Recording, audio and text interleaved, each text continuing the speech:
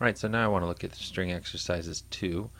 The first thing that some of you might notice is that we have new chords in our charts here. Even though it is a C and a G7, the fingering is now different. Let's compare it to these first chords.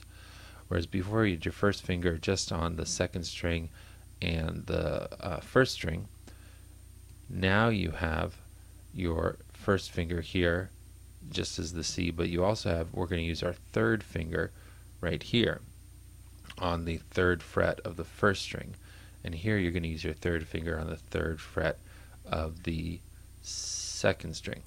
So what you notice is that you're just swapping out the fingers. This is first finger on the second string, third finger on the first string, and then when you go to G7 you have your third finger on the second string and your first finger on the first string. The other thing that you might notice is that our chord progression, which is the order of chords in the song, not the rhythms, but the order of chords refers to the chord progression. That is the same between exercise 2 and exercise 1.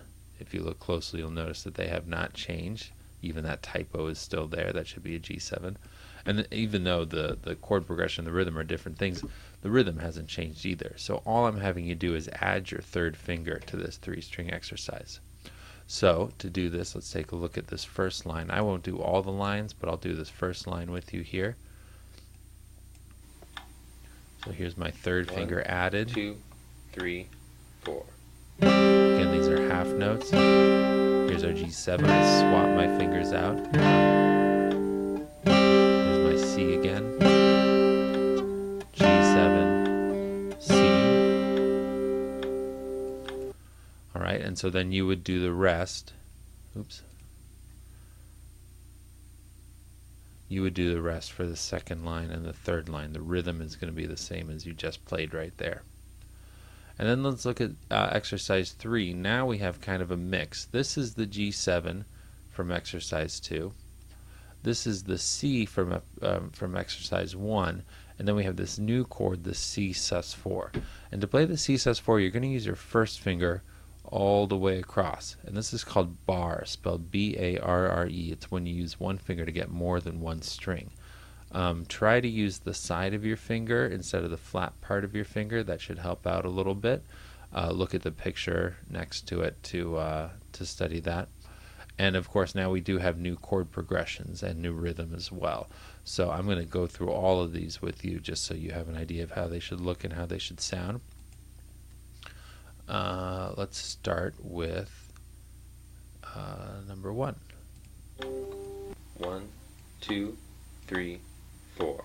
There's just that simple C to start with. I lay my finger down.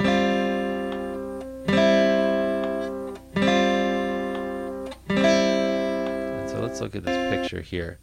It's kind of hard to tell, but I'm not using the flat on my finger. I'm using this edge of my finger right here, and that's really important because there's more bone there. It pushes down more. This flat part of your finger is not effective for pushing down.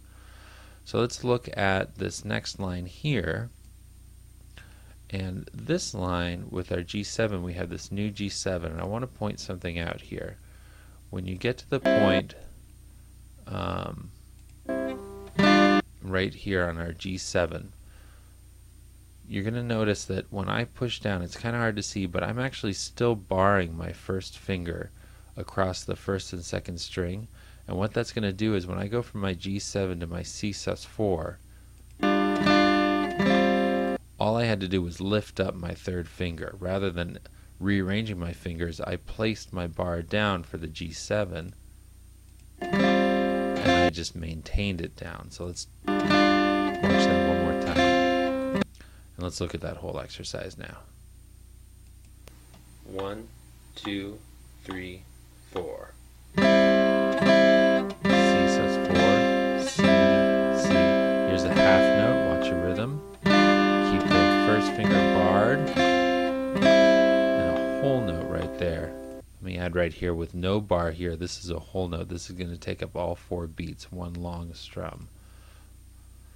And then our final line right here is the trickiest one of all, because you notice that we have 2 measures where we're switching chord to chord to chord to chord to chord to chord to chord.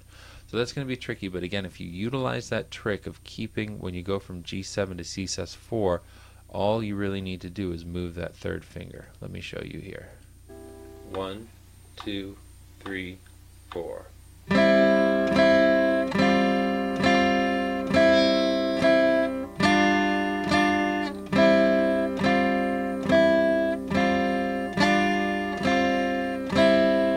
watch that ending again.